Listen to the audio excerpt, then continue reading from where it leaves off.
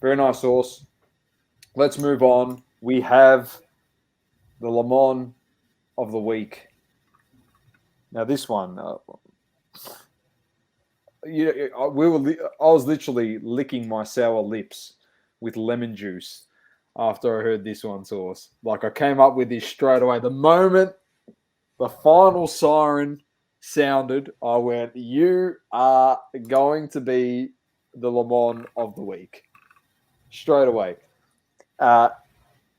If people don't know, if interstate teams in the AFL are not aware, we've had COVID for the last 2 seasons of the AFL. And what that's done is, because it's been so bad in Melbourne, in Victoria, we've actually had to move all the Victorian teams interstate. So in other words, putting all those teams at a complete and utter disadvantage in the competition source. They're playing in Tassie, they're playing in Sydney when there wasn't any outbreaks of COVID there, they're playing in Queensland, they're playing in South Australia, playing in Perth. They're not playing at home. There's no home games for the Vic teams. That's why they're from Victoria source. That's the state they're shut out from. They've moved, they're in bubbles. They did it last year. Richmond and Geelong playing in the grand final. Last time I checked, Geelong's located in regional Victoria and Richmond's in the heart of metropolitan Victoria. So pretty good stat there. And then we roll over to this year and, old Bright Spark over here just goes, oh yeah, Port's got a chance. Brisbane's got a chance. But stupid me didn't see the signs on the wall, Sauce. You could probably give me a Le Mans, but you know what? You don't. You can't give me a Le Mans. I've got to do something real stupid to receive this award.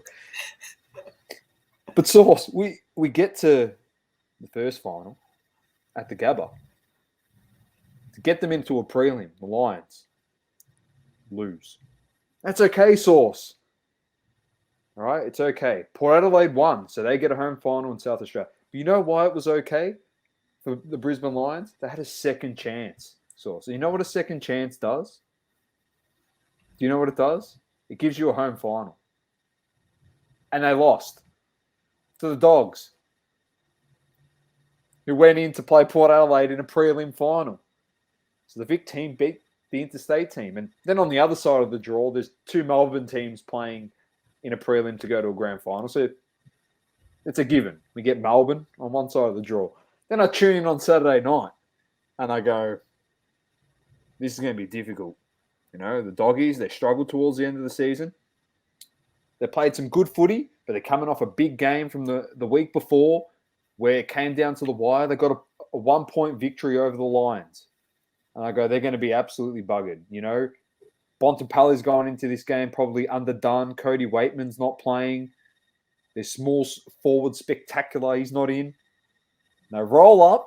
They literally roll up the Brinks truck, Sauce, to Adelaide Oval and literally put the flag in the ground and said, we're home. Get off the ground, you bunch of spuds. And they tell after they weren't allowed to train there midweek, they've gone, exactly. We're just taking it over.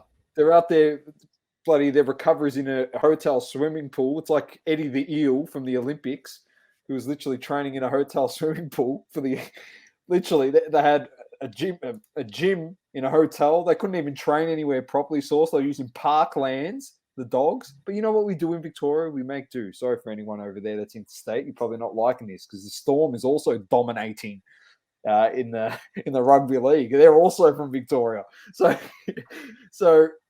they're gone, Sauce. They're gone. They packed their bags, Port Adelaide, and they walked literally down the street. They didn't have to go far because they had a home final and they choked. So 2 years consecutively, Sauce. Consecutively. All right?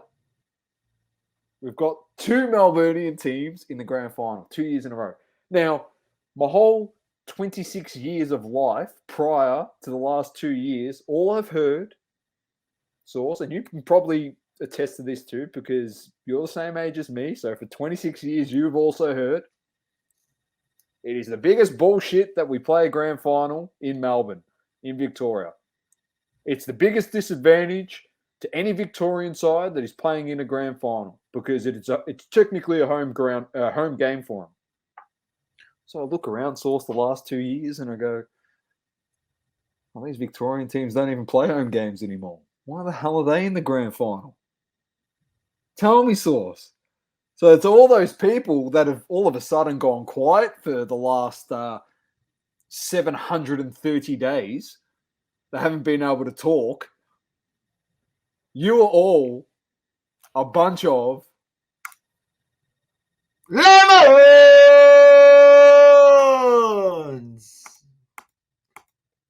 So much joy on my face, or so much. It is a smug lemon to give. A smug lemon to give. But you know what? We hear it year in, year out, complaining from these fans, from these teams, interstate. Oh, it's so hard. We got to travel all the time. We got to do all this travel. It's so difficult. Oh, the grand finals played at the MCG, Victoria. It's a disadvantage. Well, by the way, Sauce, we're about to lose all our interstate fans here. So. Tell me. Please just tell me, right? Is there any more disadvantage than what's happened to Victorian clubs in the last 2 years? Tell me. No. It's impossible. And here we are, 2 years in a row, back-to-back Victorian teams in the granny. We had Richmond and Geelong last year. We got Melbourne and Bulldogs this year. Stop complaining. I'll give credit where credit's due. New South Wales will give you a pass as well, because Sydney and GWS, you had big problems too. So you were also at a severe disadvantage. But you're an interstate team. So, I understand you didn't play any home games. So you're pretty much on the road, and the Swans dominated, and GWS did really well, and they weren't playing any home games as well. So I'll give them some credit where credit's due. But every other team, I don't know what you've been doing. Thank you for tuning in. Please don't forget to leave a review on the Apple Podcasting app. Also, follow us on socials, Instagram, Facebook, Twitter, and TikTok. Talking all sports, double coverage.